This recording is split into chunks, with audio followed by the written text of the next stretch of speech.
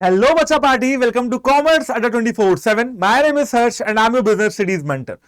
बेटा आज हम लोग क्या कवर करने वाले हैं, कंज्यूमर प्रोटेक्शन के अंदर एक बहुत ही इंपॉर्टेंट टॉपिक आता है जिसका नाम है कंज्यूमर राइट्स एंड रिस्पॉन्सिबिलिटीज। तो हम लोग वही टॉपिक जो है आज कवर करने वाले हैं। तो चलिए शुरू करते हैं बिना देर किए कंज्यूमर राइट्स एंड रिस्पॉन्सिबिलिटीज को।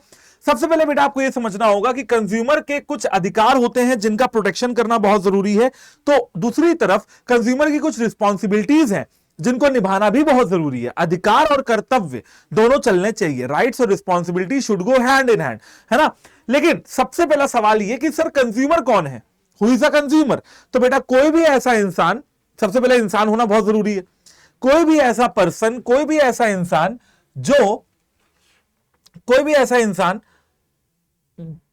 जो यूज करता है या फिर कंज्यूम करता है, कोई भी ऐसा इंसान जो यूज करता है या फिर कंज्यूम करता है किसी भी गुड को या अवेल करता है किसी भी सर्विस को, तो उसे हम कंज्यूमर कहते हैं, है ना। देखो दुकान पे मैं गया और मार्कर खरीदा तो मैं कस्टमर होऊंगा, और मैंने ये मार्कर किसी और को दे दिया तो जो चला रहा है वो कंज्यूमर होगा, ठीक है ना, समझ गए ना बात को। और मैं चला रहा हूं तो मैं ही कस्टमर हुआ, मैं ही कंज्यूमर हुआ। लेकिन एक कंज्यूमर प्रोटेक्शन एक्ट में एक कंज्यूमर ही अपनी शिकायत को दर्ज करा सकता है, क्योंकि नाम क्या है, कंज्यूमर प्रोटेक्शन एक्ट ना, कंज्यूमर को प्रोटेक्ट करने की बात हो रही है और किसी को नहीं, ठीक है।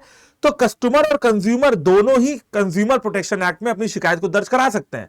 लेकिन एक ऐसा इंसान जो प्रोडक्ट खरीदे भी और आगे उसको रीसेल कर दे या कॉमर्शियल पर्पस के लिए जो है खरीदे, तो उसको कंज्यूमर नहीं माना जाएगा, उसको सेलर माना जाएगा। जैसे मान लीजिए मैंने ये पेन खरीदा और आगे बेच दिया, मैंने पेन खरीदा और इससे काम किया, चलाया, इससे लिखा, तो मैं कंज्यूमर। लेकिन मैंने ये पेन खरीदा और मैंने इसको आगे बेच दिया, तो मैं कौन हो गया, तो मैं हो गया सेलर। तो बेटा सेलर को कंज्यूमर प्रोटेक्शन एक्ट प्रोटेक्ट नहीं करता है, ओनली कंज्यूमर को ही प्रोटेक्ट करता है, पहली चीज। अब कंज्यूमर प्रोटेक्शन एक्ट के अंदर कौन कौन कंप्लेंट को फाइल कर सकता है। सबसे पहले एनी कंज्यूमर, कोई भी कंज्यूमर कंप्लेंट को फाइल कर सकता है। कोई भी रजिस्टर्ड कंज्यूमर एसोसिएशन, यानी कि कोई भी एनजीओ जो कंज्यूमर्स की हेल्प करने के लिए बनाई गई है, वो भी कंप्लेंट फाइल कर सकती है कंज्यूमर के बिहाफ पे। सेंट्रल गवर्नमेंट, स्टेट गवर्नमेंट यानी कि केंद्र सरकार, राज्य सरकार भी एक या एक से ज्यादा कंज्यूमर्स के बिहाफ पे कंप्लेंट को फाइल कर सकते हैं। अगर उस कंज्यूमर की डेथ हो गई है तो उसका जो भी वारिस है, यानी कि जो भी लीगल हायर है या रिप्रेजेंटेटिव है, रिप्रेजेंटेटिव या लीगल हायर कोई भी हो सकता है, उसका बेटा, बेटी, भाई, पत्नी, है ना, कोई भी हो सकता है, वो भी उस डिसीज्ड यानी कि मतलब जिसकी मौत हो गई है उसके बिहाफ पे भी उसके लीगल हायर या रिप्रेजेंटेटिव क्या कर सकते हैं बच्चों, कंज्यूमर प्रोटेक्शन एक्ट में अपनी शिकायत को दर्ज करा सकते हैं। तो कोई भी कंज्यूमर, कोई भी रजिस्टर्ड कंज्यूमर एसोसिएशन, कोई भी सेंट्रल या स्टेट गवर्नमेंट, कोई भी लीगल हायर या रिप्रेजेंटेटिव किसी भी डिसीज कंज्यूमर का, वो कंज्यूमर प्रोटेक्शन एक्ट के तहत कंज्यूमर कोर्ट के अंदर अपनी फाइल को अपनी कंप्लेंट को वो लोग फाइल कर सकते हैं। अब सबसे पहली बात आती है राइट, कौन कौन से राइट्स है। कंज्यूमर राइट्स एंड रिस्पॉन्सिबिलिटीज आज के टॉपिक का नाम है ना। तो कंज्यूमर राइट्स के बारे में सबसे पहले समझेंगे। सबसे पहला है राइट टू सेफ्टी। बेटा राइट टू सेफ्टी का यहां पे मतलब यह है कि आपको सुरक्षा का अधिकार है, यानी कि कोई भी अगर ऐसा खतरनाक प्रोडक्ट है, कोई भी हजार्डियस प्रोडक्ट अगर आप खरीदते हैं तो आपको सुरक्षा का अधिकार मिलता है ना, कि भैया आप उस प्रोडक्ट से अपनी पूरी सुरक्षा करा पाए। बहुत सारे ऐसे प्रोडक्ट होते हैं जैसे कि बेटा सिगरेट, अब जो सिगरेट पीता है उसको कैंसर होता है, तो सिगरेट की डिब्बी पे पहले ही लिख दिया जाता है कि cigarette, tobacco causes cancer, cigarette causes cancer, तंबाकू से जानलेवा रोग होता है, कर्क रोग होता है। इसे ही हम लोग कहते हैं राइट टू सेफ्टी, कि भैया वार्निंग पहले ही लिख दो, है ना। दूसरी बात राइट टू चूज।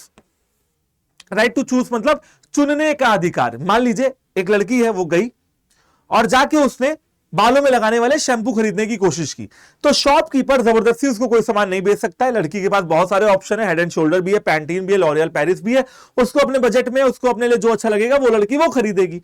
तो भैया इसे कहते हैं राइट टू चूज, यानी कि चुनने का अधिकार। थर्ड आता है राइट टू बी हर्ड, कि अगर आपके साथ कुछ गलत हो जाए तो आप कहां जा सकते हो, कौन सुनेगा आपकी। राइट टू बी हर्ड का मतलब है कौन सुनेगा, सुनेंगे हमारे कंज्यूमर कोर्ट्स, जैसे कि डिस्ट्रिक्ट फोरम, स्टेट कमीशन और नेशनल कमीशन, ठीक है। सुनने के बाद चौथा मैं यहां पे आपको लेके आऊंगा right to redressal. Right to redressal का मतलब होता है कि आपको इंसाफ मिलेगा, आपकी सुनवाई हो गई, कहां पे हो गई? कंज्यूमर कोर्ट में हो गई। और फिर वही न्यायालय, वही कोर्ट आपको राइट टू रीड्रेस, आपको इंसाफ दिलाएगा, ठीक है ना, न्याय दिलवाएगा। Point number 5, right to be informed. Right to be informed का मतलब है कि भाई जानकारी होने का राइट मिले, जानकारी मिले आपको। कैसी जानकारी मिले? अपने प्रोडक्ट के बारे में सारी जानकारी आपको मिलनी चाहिए। इसी वजह से प्रोडक्ट के पीछे आपने लेबल अगर पलट के देखा होगा तो खाने के प्रोडक्ट के पीछे इंग्रेडिएंट, कंटेंट, एमआरपी, एक्सपायरी, सारी चीजें लिखी होती हैं। राइट टू हेल्दी इन्वायरमेंट, सबसे पहले ये 5 जो राइट थे, 1 2 3, वो वाला 4 और ये वाला 5, यही पांचों सबसे ज्यादा इंपॉर्टेंट होते हैं, है ना। ये पांचों आपके लिए सबसे ज्यादा इंपॉर्टेंट है। और फिर आता है बेटा 6 7 8, छठा है राइट टू हेल्दी इन्वायरमेंट। आपका ये पूरा पूरा अधिकार है कि जो कंपनीज से आप प्रोडक्ट खरीदते हो वो कंपनीज आपके इन्वायरमेंट को हार्म ना करें। Right to consumer education, consumer education का आपको राइट है।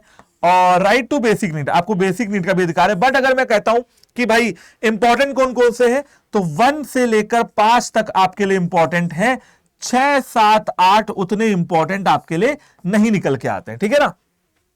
चलो, तो एक बार आप चाहो तो इसका स्क्रीनशॉट भी खींच सकते हो। खींच लिया? ओके। अब बात करते हैं, राइट्स के बारे में बात हो गई ना, अब ये बात करते हैं कि कंज्यूमर्स को कौन कौन से रिलीफ मिलते हैं। जैसे कि मान लीजिए आप कंज्यूमर हैं और आपके साथ कुछ गलत हो गया, तो आपको कौन कौन से रिलीफ मिलेंगे, कौन कौन सी राहत की सांस मिलेगी, यानी कि क्या क्या चीजें आपके साथ इंसाफ दिलवाने के लिए आपके साथ होंगी। सबसे पहला, अगर आपके गुड्स में या आपके सर्विस में अगर आपको प्रोवाइड किया, जो भी गुड्स प्रोवाइड करवाए गए हैं या जो भी सर्विस आपको प्रोवाइड कराई गई हैं, उनमें से डिफेक्ट है अगर, तो उसको तुरंत रिमूव कर दो। हो सकता है कोर्ट ऐसा ऑर्डर दे कि भैया ये गुड खराब है, तो जो भी चीज खराब है उसको तुरंत ही रिमूव करो, ठीक है, और रिपेयर करो इनके सामान को। ओके। फिर डिफेक्टिव प्रोडक्ट, अगर प्रोडक्ट डिफेक्टिव है तो उसके रिप्लेसमेंट की बात हो सकती है कि भैया प्रोडक्ट बहुत ही ज्यादा खराब है तो उसको क्या करो, रिप्लेस कर दो। सबसे पहले कोई भी कंपनी, आप प्रोडक्ट लेके जाओगे तो कंपनी पता है क्या करने की कोशिश करेगी? सबसे पहले कंपनी बेटा रिपेयर करेगी, रिपेयर करने के बाद सामान को रिप्लेस करेगी, है ना। अगर रिपेयर नहीं कर पाएंगे तो रिप्लेस करेंगे, यानी कि पुराने सामान को लेके नया सामान आपको दे दिया जाएगा। रिप्लेस भी नहीं कर पाएंगे तब बेटा जाके आपको रिफंड करेंगे। और कुछ इसी तरीके से कंज्यूमर कोर्ट भी ऑर्डर देती है कि पहले रिपेयर कर लो, रिपेयर नहीं हुआ तो रिप्लेस करो, रिप्लेस नहीं हुआ तो रिफंड करो, है ना। पहले रिपेयर कर लो, फिर रिप्लेस कर लो, और अगर तब भी नहीं हुआ तो रिफंड कर लो। To refund the price of the product और the charges paid for the service. आपको क्या करना है? जो भी प्राइस है उसको रिफंड कर देना है, जो भी प्राइस है ना उसको रिफंड कर देना है। कंपनी को ऐसा ऑर्डर हमारी कोर्ट दे सकती है कि भैया प्राइस को आप क्या कर दो, रिफंड कर दो। कंज्यूमर कोर्ट्स को लगता है कि भाई ये कंपनसेशन का अमाउंट जो है वो सही रहेगा, तो जो भी रीजनेबल अमाउंट कंज्यूमर कोर्ट को लगता है वो कंपनसेशन कंज्यूमर को मिल जाएगा फॉर एनी लॉस और for any injury suffered by the consumer due to the negligence of the opposite party. सामने वाली पार्टी की लापरवाही के कारण अगर कंज्यूमर को कोई लॉस हुआ है, अगर कंज्यूमर को कोई चोट लगी है, इंजरी हुई है, तो बेटा जो भी कॉम्पनसेशन का अमाउंट है वो कोर्ट ऑर्डर कर सकती है। फिर आता है नेक्स्ट, टू पे प्यूरिटिव डैमेजेस। जो भी डैमेजेस हुए हैं, जैसे कि मान लीजिए कि भाई आपने देखा होगा, वो सारे न्यूज देखे होंगे कि भैया फोन चार्जिंग में लगा था, फोन भी फट गया और घर भी जल गया, ठीक है, तो जो भी उसके साथ साथ डैमेजेस हुए वो भी कंपनी पे करेगी अगर कंज्यूमर कोर्ट कहती है।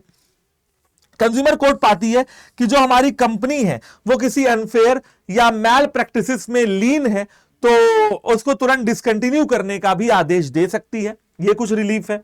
आगे बढ़ते हैं। अगर वो कंपनी खतरनाक सामान बेचती है, हजार्डियस गुड्स बेचती है, तो उसको तुरंत ही सेल ना किया जाए ऐसा ऑर्डर मिल सकता है ना। अगर सेल करने के लिए ऑलरेडी उन गुड्स को डाला जा चुका है, भेजा जा चुका है, तो उनको तुरंत मार्केट से विड्रॉ कर लिया जाए ऐसा भी ऑर्डर आ सकता है। हजार्डियस गुड्स अगर हैं और उनका मैन्युफैक्चरिंग जोरों शोरों से चल रहा है, तो मैन्युफैक्चरिंग बंद करने का आदेश भी जो है आ सकता है। कोर्ट कंपनीज को कह सकती है कि भैया अपने हजार्डियस गुड्स को तुरंत ही मत बेचो, जो मार्केट में हो उनको तुरंत वापस मंगाओ और मैन्युफैक्चरिंग तुरंत बंद करो। अगर कोई एडवर्टीजमेंट कंपनी ने गलत दिया हुआ है, कोई ऐसा एडवर्टीजमेंट है जो कि समाज के लिए अच्छा नहीं है, उसको तुरंत ही बंद करने का आदेश या उसके जगह पे किसी नए एडवर्टीजमेंट को इश्यू करने का आदेश भी सरकार दे सकती है, सरकार कह रहा हूं कोर्ट दे सकती है। लास्ट आता है कि एप्रोप्रिएट पार्टी को कोई भी एप्रोप्रिएट कॉस्ट कोर्ट मान सकती है। जैसे कि कोर्ट के जजेस को लगता है कि इनको 2 लाख मिलने चाहिए, तो हो सकता है 2 लाख का ऑर्डर आ जाए, कोर्ट के जजेस को लगता है कि इनको 5 लाख मिलने चाहिए, तो हो सकता है 5 लाख का ऑर्डर आ जाए। ठीक है, अब इसके अलावा एक चीज बताता हूं आपको, ये सारे पॉइंट हो गए ना, ये वाला छोड़ा था ना, बताता हूं। कंज्यूमर कोर्ट कहती है अरे यार एक बात बताओ, लाख रुपए का तुमने नुकसान किया, चलो लाख रुपए तो तुम दे ही दोगे, इतनी बड़ी कंपनी के मालिक हो, लेकिन उसका नुकसान क्या है जो तुमने इस कंज्यूमर को तो तुम लाख रुपए दे दोगे, लेकिन जितने कंज्यूमर्स ने अभी तक तुम्हारा सामान खरीदा है उन सबको नुकसान हुआ होगा, उनके लिए क्या? तो कोर्ट कह सकती है कि ऐसा करो, जो भी वैल्यू है ना उसका 5% कंज्यूमर वेलफेयर फंड में दान कर दो। ठीक है, उससे क्या होगा, ऐसे कंज्यूमर्स को मदद मिलेगी तुम्हारी जैसी कंपनीज से। ठीक है, तो ये हो गया, ये सारे भाई रिलीफ्स है। अब आते हैं कि भाई कंज्यूमर्स की रिस्पॉन्सिबिलिटीज क्या क्या है। जैसे भाई कंज्यूमर के राइट है जो वो एंजॉय कर रहे हैं, कुछ रिस्पॉन्सिबिलिटीज भी हैं, कर्तव्य भी है। अधिकार तो समझ लिए, कर्तव्य समझते हैं। पहला, कंज्यूमर जो भी सामान खरीद रहा है उसके बारे में पूरी अवेयरनेस होनी चाहिए, वो अवेयर रहे कायदे से कि वो क्या सामान खरीद रहा है। दूसरा, कंज्यूमर जब भी सामान खरीदे तो वो देखे कि वो हमेशा स्टैंडर्डाइज गुड्स और स्टैंडर्डाइजेशन मार्क वाले सामान ही खरीद रहा है, जैसे BIS hallmark, BIS ISI, Agmark और FPO, ये सारे मार्क देख के ही आपको सामान खरीदना है या बेचना है। तो स्टैंडर्डाइज गुड्स और स्टैंडर्डाइजेशन मार्क्स देख के ही सामान खरीदें। जो भी लेबल सामानों के ऊपर लगा हुआ है उसको केयरफुली रीड करें, और प्रोडक्ट से रिलेटेड जो भी खतरे हैं, जो भी रिस्क है उसको एक बार समझ लें। प्रोडक्ट और सर्विसेज से एसोसिएटेड जितने भी रिस्क है वो आपको एज अ कंज्यूमर समझ लेने चाहिए। ये कुछ 4 पॉइंट है रिस्पॉन्सिबिलिटीज, और भी है। हमेशा कंज्यूमर को यह देखना चाहिए कि आपको एक फेयर डील मिले, यानी कि जितना पैसा आप दे रहे हो, है ना, पैसे के बदले में जो आपको वैल्यू मिल रही है वो सही हो, है ना, से सही वैल्यू का सामान आपको मिले। सेकंड पॉइंट, अपनी डीलिंग्स में ऑनेस्ट रहना है, ईमानदार रहना है, कभी भी किसी के साथ कोई धोखाधड़ी नहीं करनी है। हमेशा सामान खरीदते समय पक्की रसीद लेनी है, कैश मेमो लेना है। जब भी आपके साथ कुछ गलत हो जाए तो उसमें अपनी आवाज को दबाए ना। कंज्यूमर कोर्ट में जाके अपनी कंप्लेंट को तुरंत फाइल करें। कंज्यूमर सोसाइटीज फॉर्म करिए या कंज्यूमर एनजीओ या सोसाइटीज का हिस्सा बनिए, और एनवायरमेंट के प्रति कंसर्न भी दिखाइए। ये सारी आपकी रिस्पॉन्सिबिलिटी है, यानी कि पॉलिथीन वगैरह का यूज ना करना। कंज्यूमर सोसाइटीज बहुत ही एक्टिव रोल प्ले करती हैं कंज्यूमर्स को एजुकेट करने के लिए, वो बनाइए या तो उनका पार्ट बनिए। कंप्लेंट फाइल करिए तुरंत एप्रोप्रिएट कंज्यूमर फोरम में जब भी आपके साथ कुछ गलत होता है तो, समझ गए। कैश मेमो, पक्की रसीद हमेशा लीजिए। अपनी डीलिंग्स में ईमानदार रहिए और फेयर डील मिले। ये हमारी क्या है, रिस्पॉन्सिबिलिटीज है एज अ कंज्यूमर, हम सबकी, मेरी, आपकी, इस दुनिया में, इस देश में जितने भी लोग रह रहे हैं सबकी। ठीक है, लास्ट पॉइंट पे आते हैं, role of consumer organisation and NGOs in promoting consumer protection. सबसे पहले मैं बता देता हूं आपको कि क्या क्या कंज्यूमर एनजीओज, कौन कौन से कंज्यूमर एनजीओज हमारे यहां इंडिया में फेमस है और क्या क्या उनके काम है। सबसे पहले consumer coordination council Delhi, common cause Delhi, voluntary organisation in interest of consumer education voice Delhi, consumer association Kolkata, Mumbai Grahak Panchayat Mumbai, consumer utility and trust society कर्ज Jaipur, consumer education and research centre CERC Ahmedabad, और consumers guidance society of India Mumbai. अब सवाल ये कि sir ये सारे क्या हैं, बेटा मैं आपको बताता हूं। ये सारे कंज्यूमर ऑर्गेनाइजेशंस हैं और ये कंज्यूमर्स को एजुकेट करने और उनको न्याय दिलाने का काम करते हैं कंज्यूमर्स के बिहाफ पे, और ये नॉन गवर्नमेंटल ऑर्गेनाइजेशन है, कोई सरकारी ऑर्गेनाइजेशन नहीं है। इनको हमारे आपके जैसे लोग चलाते हैं, पहली चीज। दूसरी चीज क्या करते हैं वो मैं आपको बताने वाला हूं। सवाल ये कि सर इनको क्या याद करके जाना है, नहीं। आप इसमें से जो मैं मेजरली बता रहा हूं, देखो आप रीड तो सारे कर लो, कितने हैं, 3 3 6 और 2 8 है। अब 8 में से 8 रीड कर लो, 2-4 अगर पेपर में याद रह जाते हैं तो लिख के चले आना। वैसे क्या क्या लिख सकते हो आप, कॉमन कॉज एक याद कर सकते हो, आप वॉइस याद कर सकते हो, शॉर्ट फॉर्म तो याद कर ही सकते हो, voluntary organisation in interest of consumer education Delhi, आप कट्स जयपुर याद कर सकते हो, consumer utility and trust society, and आप CERC अहमदाबाद याद कर सकते हो, consumer education and research centre Ahmedabad. अगर आप ऐसा लिख के आते हो तो आपके आंसर थोड़े और अच्छे हो जाते हैं। ओके, अब बताता हूं कि ये काम क्या करते हैं, इनका क्या रोल है कंज्यूमर्स को एजुकेट करने के लिए। सबसे पहला, जनरल पब्लिक को अवेयर और एजुकेट करने का काम करते हैं। ये जनरल पब्लिक को एजुकेट और अवेयर करने का काम करते हैं about the consumer rights. Okay, ठीक है, कंज्यूमर के राइट्स के बारे में जनरल पब्लिक को अवेयर करते हैं, एजुकेट करते हैं। कंज्यूमर्स को एजुकेट करते हैं अलग अलग पब्लिकेशंस छाप के, अलग अलग आर्टिकल्स निकाल के न्यूज़पेपर में।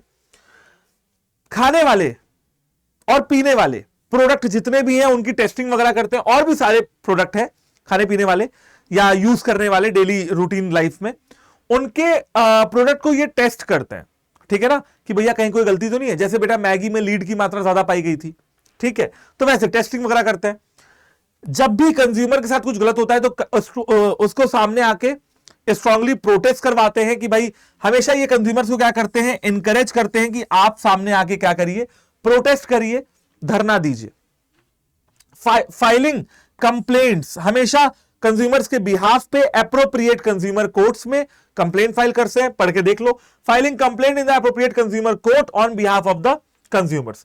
Providing legal assistance to consumers in seeking legal remedy, consumers को लीगल असिस्टेंस प्रोवाइड करते हैं कि उनको लीगल रेमेडी मिल पाए, ओके। और लीगल असिस्टेंस समझ लो यानी कि वकील वगैरह का खर्चा, और कंज्यूमर्स को हेल्प करते हैं कि वो अपने केस को फाइल करा पाए, शिकायत को दर्ज करा पाए इन द कंज्यूमर कोर्ट्स। तो ये हो गया बेटा आपका कंज्यूमर एनजीओ का काम, एंड ये हो गया बेटा आपका कि कौन कौन से कंज्यूमर एनजीओ है हमारे यहां। ओके, तो बेटा thank you very much session को ज्वाइन करने के लिए। कॉमर्स की प्लेलिस्ट आपके लिए तैयार रखी है, प्लेलिस्ट जाके जरूर कवर करिए, जरूर देखिए, and thank you very much session को ज्वाइन करने के लिए। आगे वाले सेशन भी आप देख सकते हो, और पूरी प्लेलिस्ट आपके लिए तैयार बनी हुई है, तो वो सारे सेशन भी आप अच्छे तरीके से कवर कर सकते हो। Bye bye, take care and have a good day. जय हिंद।